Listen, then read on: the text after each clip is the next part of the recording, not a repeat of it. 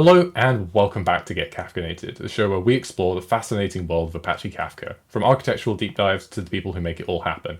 Hi, I'm Hugh, your host, and I'm excited to be back with you for our 6th episode. As always, we've got a coffee on us for our live audience. You'll find the link to claim your voucher in the chat. Quick reminder, it's currently only available in Europe and North America, sorry about that, but we're working hard to expand this globally for future episodes. Today we're exploring the powerful combination of Kafka and Apache Flink, two technologies that together are transforming how organizations handle real-time data processing. I'm delighted to welcome Viverica Field CTO Ben Gamble. Welcome to the show, Ben. Hi Hugh, great to be here. So let's jump right into it.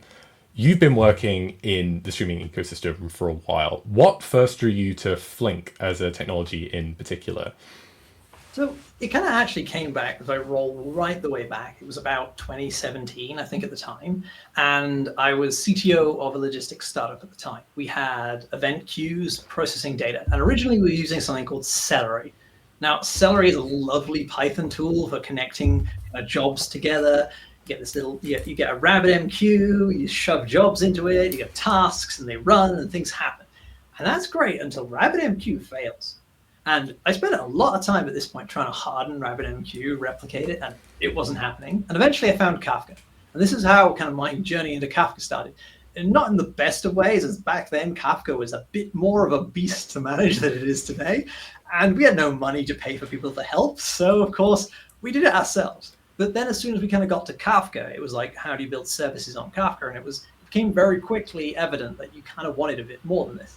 And we ended up looking at Flink for a while. And this was kind of my intro to Flink. And it was basically known as, I don't want to touch Storm ever again, Apache Storm. So it was, what is this Flink thing? How does it work? Back then, once again, a beast. And we didn't end up using it very much, but I kind of kept with it and used it on and off in bits and pieces of projects as I went along. Fast forward a bunch of years, and I ended up working actually originally at Ivan, where we hosted Flink for people. And I kind of was part of the team, kind of designing and how it all worked. And then I ended up at Viverica as field CTO, kind of like trying, because I saw Flink as that kind of increasingly as this answer to a lot of the questions I'd had as both an engineering leader, but then also as a data scientist or an AI user, that I needed something with those kind of guarantees that came with it. I wanted scaling. I wanted exactly one guarantees. And I didn't want to have to think about infrastructure in the same way. Awesome. It's interesting as well, thinking about like Kafka and Flink kind of growing up alongside each other as sort of Apache projects as well. On that point around doing all things Flink at Viverica, what's it like working at Viverica, given that you guys are kind of the founding team behind Flink as a technology? How does that influence, being stewards of this open source project? So, like a lot of these things, it's a bit of the ship of Theseus all over again, right? So Flink came out of the Berlin Technical University of a project called Stratosphere back in 2015, 2014 sort of time frame. And over time it grew up. And then Data Artisans, which became Viverica, was founded within a few months of Databricks, actually. Like bizarre parallel evolutions on either side of the pond, except one got like San Francisco level investment and the other was very German about it. And which meant that Flink succeeded, but not in the same way. Flink is quietly behind the scenes everywhere. And where it's kind of coming into us is like, we have a lot of trust, particularly amongst the kind of larger organizations out there, because that's where Flink kind of found its home. There's a certain level of problem which you just needed to reach for Flink for. And we're often the people behind them, like some of the largest banks in the world, some of the largest credit card companies in the world. They use us because they need Flink for their problem, except they don't want to do it alone because it's not their core. Their core is solving the banking problems, the manufacturing problems, and instead they rely on us to handle the odd infrastructure requirements of Apache Flink. And that's kind of where we come from. So we have this kind of weird position of like I say weird because it's like a little different from like working at a kind of standard vendor, is because it's ours in some respects. It's very much that like we have a kind of position of trust which we don't want to abuse with the community. Like things like we still run Flink forward. We have no requirements for you to have worked anywhere to come to it. In fact, we deliberately try to keep it open. And it means there's a lot of community stuff we both maintain for the wider audience. And one of the most fascinating things right now is there's a great company called Confluent, the people behind Kafka. And they've done a wonderful job making Flink loud again. Because Flink has always been that kind of quiet community of very hardcore data people. And now it's kind of seeing the big limelight it always deserved.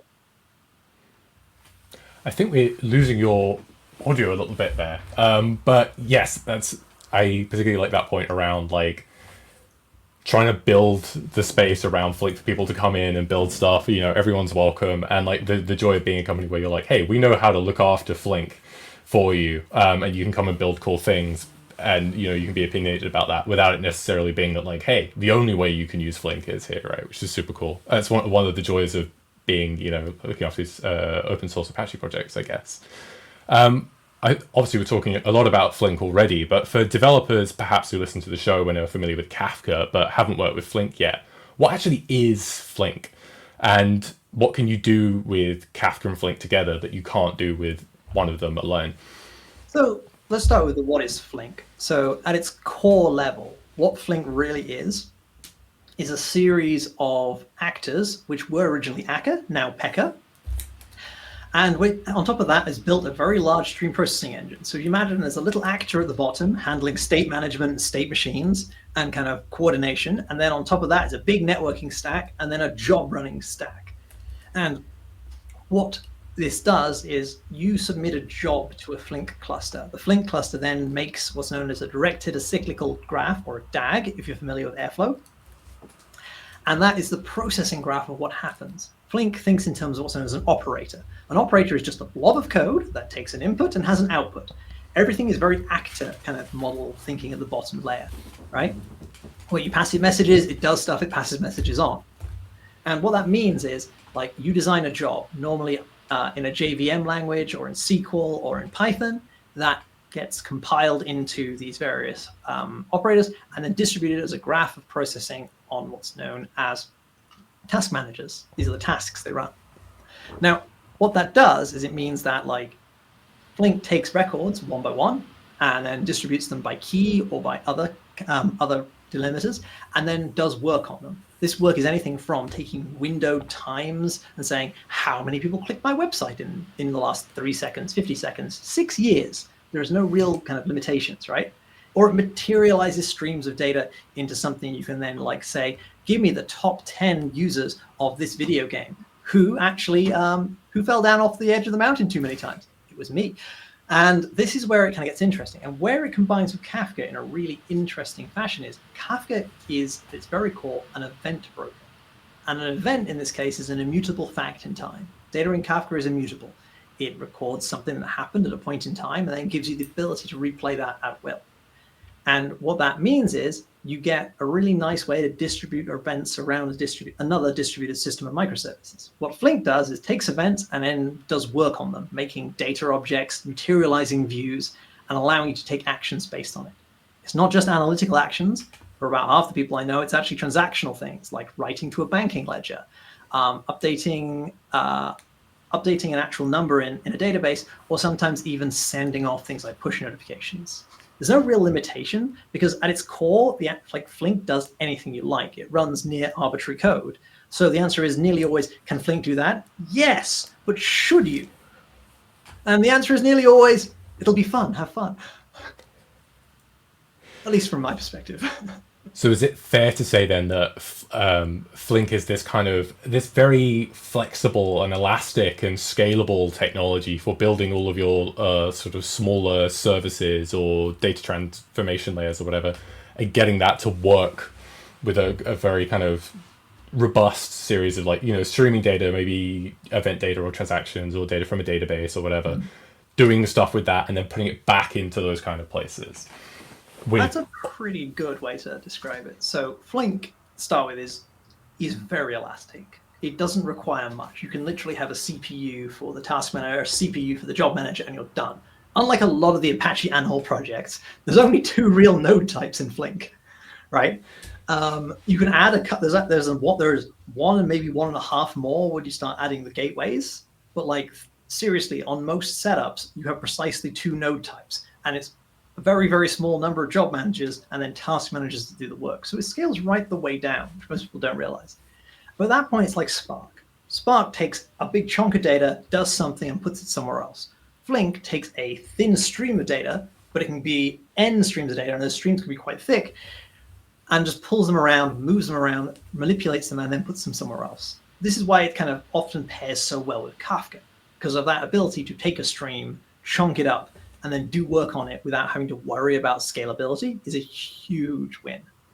On that point of sort of pairing with Kafka, sort of like a fine wine to a piece of cheese or something, right?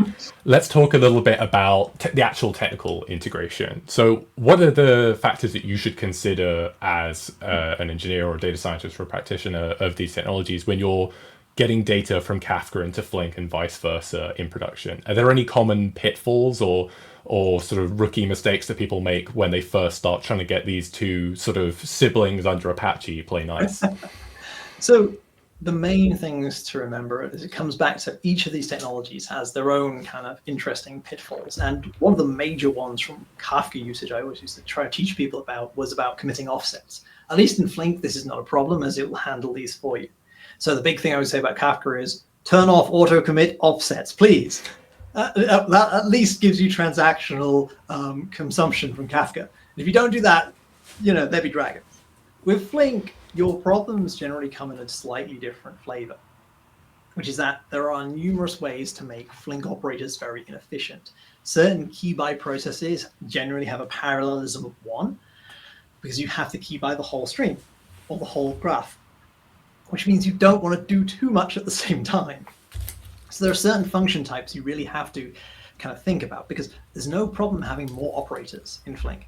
There's no problem having lots of tiny Flink jobs that hop in and out of other data tools, whether it be a Kafka, a Redis, or even just files or data lakes, right? You can do that kind of bronze, silver, gold effect. But that's the biggest kind of gotcha in Flink land is too many tiny jobs or one ridiculous job. Right-sizing Flink jobs is actually possibly the main thing. It's like, do I put every idea I have into one big job that does absolutely everything for efficiency? And the answer is please don't. Or do I then try and do something else where instead I do something like I have like a bunch of small jobs that kind of chain together with topics or other message buses between them. And that, like the gotchas in Flink are pretty kind of clear on that front. Other ones which are kind of interesting are, what is a checkpoint? So checkpoints and watermarks are the real kind of like one of the core primitives of Flink. This is how you measure time. And it's like, do I then, because checkpoints are how we save our state in Flink. We say we've gone this far through at every point in the graph, and therefore we know that, therefore we turn the whole thing on and off, we'll start from there. Getting your checkpoints wrong or watermarks wrong means most of the time your Flink job does nothing. Like it just won't start. It'll go, I'm good. Why? No watermarks. No, I'm not joining data. I'm good. And that is the number one gotcha in Flink, full stop. Using it with Kafka removes a bunch of gotchas in some respects because like the integrations are so well understood at this point that it's not so bad. There are a few there's the opposite of gotchas, which is quite interesting though, which is that there are some things people don't realize are true. So when you get to using Flink with Kafka, a classic problem in Kafka is that the fire hose mentality is very powerful. You just put everything into one very large topic. It's a very powerful kind of paradigm, but it also leads to issues. First thing I always say is please don't mix schemas. That way lies madness. And people still do it. It's such a mistake. But even if the same schema, let's say you have like a finance data going through and you have different tickers. So you have Apple, Tesla, Microsoft, Roblox stock going by, right? You want to split those out into their own topics. Now with Flink, what you do here is you actually use a serializer because your serializer says to topic based on. And that is just another function call in Flink. So you can write like literally 2 to 3 lines of Flink and it will arbitrarily splice a Kafka topic for you. And you can do that and it will handle the parallelism as much as you like. So think like little Flink jobs like this are actually what people don't realize are actually pretty efficient. You don't need to do massive jobs. That's the biggest gotcha actually in Flink is trying to do too much, at least at the start. That's super cool. So yeah, watching out then for the old classic Kafka commit offset problems, making sure that you do go and set all of your Kafka broker and producer and consumer environment variables correctly and don't go suddenly butting into the soft stream of data and finding it crunch on performance. Yes. And the kind of the perennial problem, which seems to pop up in so many places of right sizing, right? It's like I want my my Flink job that's not too big or not too small, and finding that sweet spot. It's kind of reminding me of all kinds of segment size and compaction things in the past that I've run No, into. not as bad as all that. So this is one of the very useful things about Flink being elastic is you can resize a job as you go. You don't have to, like, it will stop and then start again, but this is not a problem. Flink is completely okay stopping and starting the world as you go along, right? It's actually the way it scales up and down is by kind of restarting a job at a different parallelism. Now, that's really important because unlike Kafka, whereas changing the number of partitions is a task. And this is something you often have to get right very early on in Kafka land is how many partitions today? And the answer is often more is a good idea just in case you need more, but less is much easier. And one of my least kind of happy facts about Kafka is how far you can get on a single partition is a number no one is really comfortable with, as it's so much higher than you think it is. I've built so many questionable demos over the years that have been like smallest possible Kafka broker, please, and we'll take it from there. And you can You you can can do push it enough to hurt really hard, yourself. can't you? Yeah, it's Like, yeah, and that's the kind of the trap with a lot of these systems, right? And this is actually kind of the onwards problem I find is that these things were often designed in the big data, the birth of the big data era, the early 2010s, right? And like they came from places where things like spinning platter disks were more of the limitation than anything else. So like things like sequential writes were 100x faster than random writes and reads.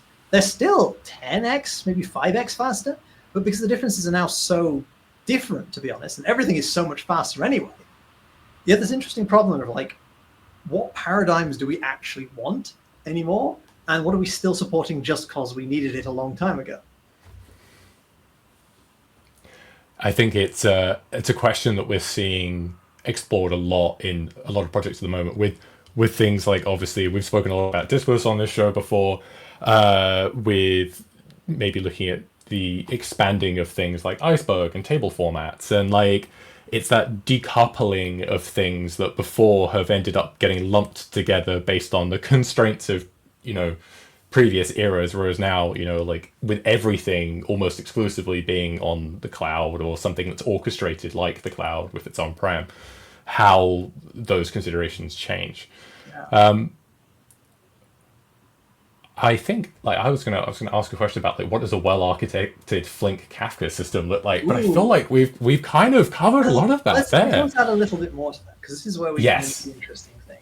Because like I have this kind of like I have quite a lot of opinions about Kafka, and as someone who's used a lot of Kafka and tried to convince a lot of other people to use Kafka, my general rule for Kafka is always to remember event broker, right? Its durability and decoupleability is why it's so damn powerful. It allows you to just say, once more with durability, have microservices appear, do stuff, and if they die in the process, no worries, the broker's got you. That's what Kafka does for me. But to make it efficient like that, generally, for my world, it should be relatively small. Retention periods max 1 day. Because like if you need to replay more than a day's worth of data, you generally have a very different problem than like I had some downtime. You generally have I might need to actually query it rather than just stream it back, either because it was so long between things they've fallen on random segments has happened before, right? Or you don't want all the events because the volume is just so high you're going to thrash the system at the other end. So for me, this is where Flink and Kafka play so nicely together, is the ability to say, now let's write data over to something else, right? I would like to be able to, have a data lake, whether it's Iceberg, Hoodie, Pymon, or Delta, right? I want to stream things in. I got a Kafka topic. I filled it from many databases of CVC, maybe an MQTT broker, and I want to normalize that data down before I land it, right? So I'll write that through Flink. I'll use the fact that I can join across multiple things, denormalize stuff, that lovely Parquet file, and also handle that kind of compaction problem with small writes. And on the other side, I can use that as a hybrid source. Well, this is where I can use my data lake to hydrate my processing before I even start. And say, read from the data lake until we need to hit Kafka. And then we'll hit Kafka for the live stuff. this is where you get to what, in my opinion, the best architected systems look like, particularly with Flink and Kafka, is where you start looking into hybrid sources. Now, I'm kind of the big proponent of what's known as the data stream API in Flink, which is kind of like what I consider the primary API of Flink. It gives you near full control. You get to do things like hop around the operator graph. You write in JVM or Python directly. You don't have to deal with data in its structural format. It means you can just kind of go with what you'd expect in a microservice. But this is where well-architected matters, because we all know that schemas change, right? And one of the kind of, I think, misnomers in Flink is like when you start dealing with Flink's table API, that's great when the other side is a table as well. If it isn't, you have this weird impedance mismatch.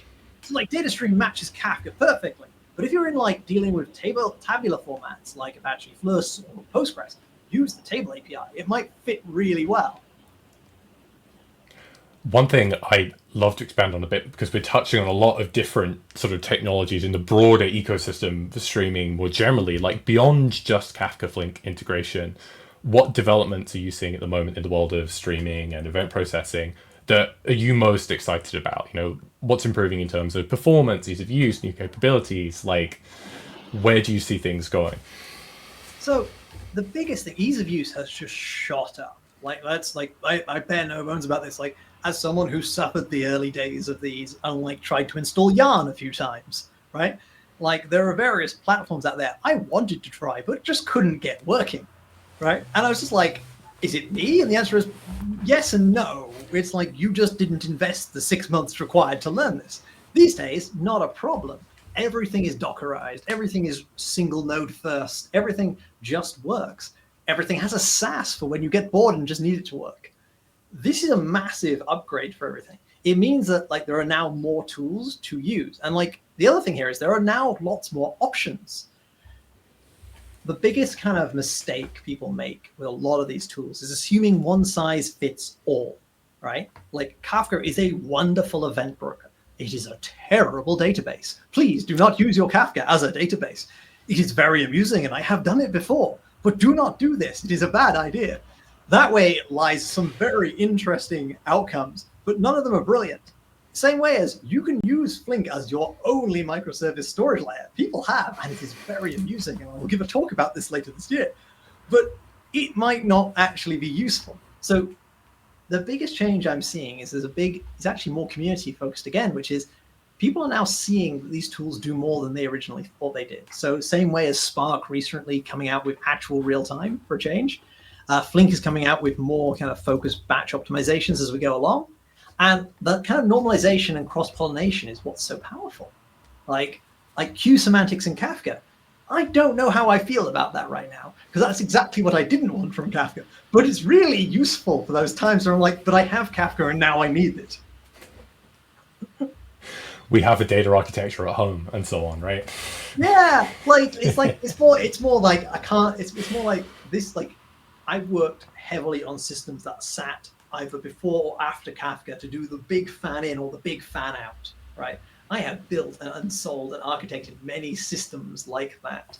And the idea of queues coming directly to Kafka, breaking some of the semantical goodness of Kafka, is kind of an interesting problem, right? Is it the right pattern to use? My personal opinion, there are better queues, but if you have to, it's great. And dead letter topics, also not a fan, to be honest. Like if I can't read it off the Kafka, just log that message to something else and move on. You're very unlikely to be able to deal with the poison pill record in Kafka, right? There's no point putting it back in Kafka because now you've got to scan for it. I have seen architectures out in the real world with dead letter topics that form little loops that go back into your production Kafka, and they go round and round like a merry-go-round of messages. And you end up with this on slow days. You end up with increasingly terrible topics, with increasingly bad records going round and round and round. And like this happens in Flink as well. It's not just a Kafka problem. It's like the perennial problem of what do you do when it doesn't work? And like we have to define failure. How do you accept that that record might just be bad? It's like, why? Well, cosmic rays hit the RAM at the wrong moment, or actually it's JSON and someone didn't terminate a string. The perennial issue of like, oh, we're going to fix all of these bad records, but by the time we fix them, truly no one cares. Like this shopping basket is 6 months old. This is not. No one is coming back to fix this. Like, Like, yes. that matters, but this is where we come down to the kind of the most interesting problem with a lot of these systems is where they came from and where they're going to. So Kafka came from logging, right? Logging events into long-term storage to look across bigger amounts of records at the right time. And then it sort of became, how do I distribute data around data centers? Because it's such a strong primitive. But then we get to this interesting problem of like, now we're doing that. What guarantees did it come with originally for the data it was originally designed for versus what it designed was being used for now? And this is back to the kind of like a conversation we had offline about API design. And like, is the API even appropriate for this? Back to the queuing model, it's like, it isn't really a queue. It's still a log. Please treat it as such. But it's an unindexed log.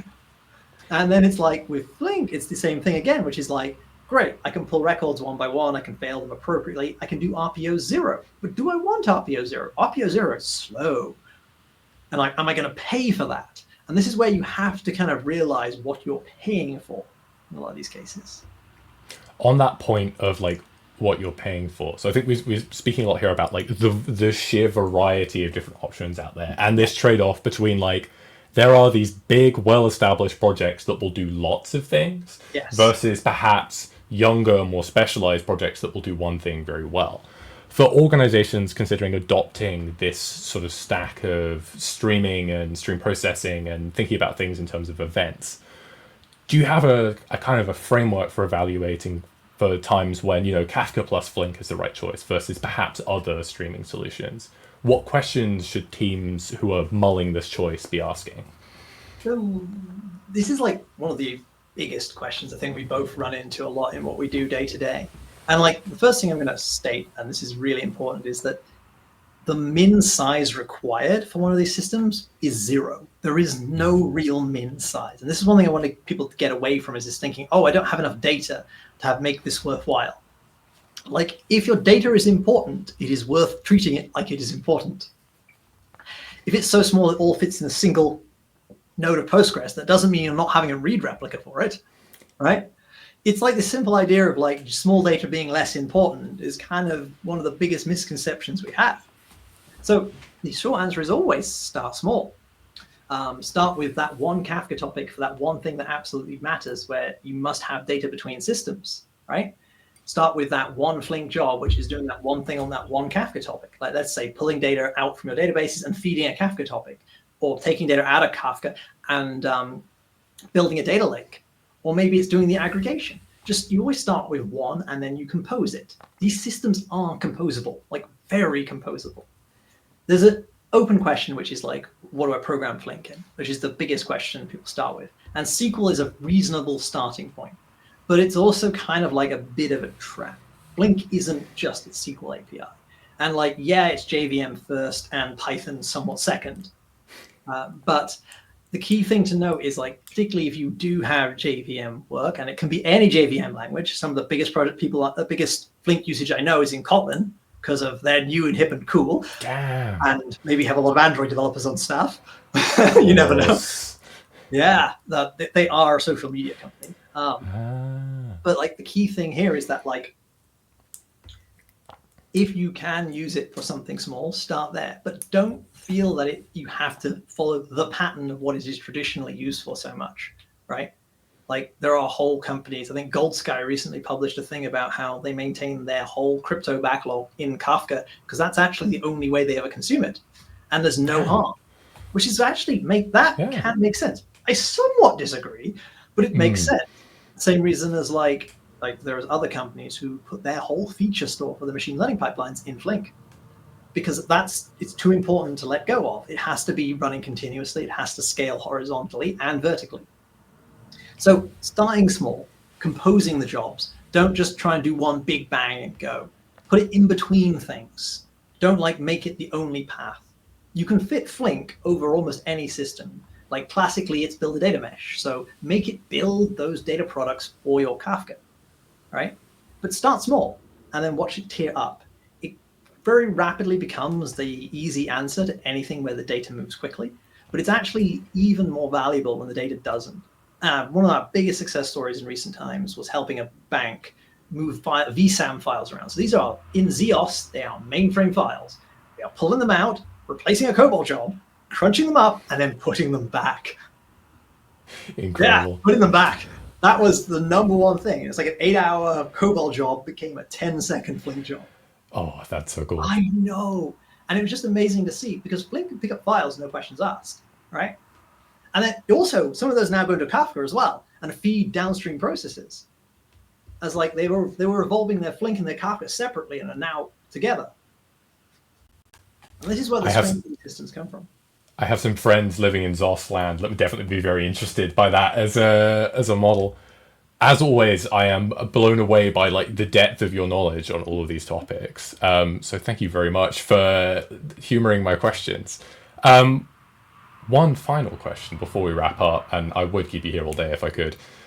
What's your advice for developers who want to master all things Kafka and Flink? Where should they start, and what are some of the best paths for getting hands-on and starting to understand these technologies?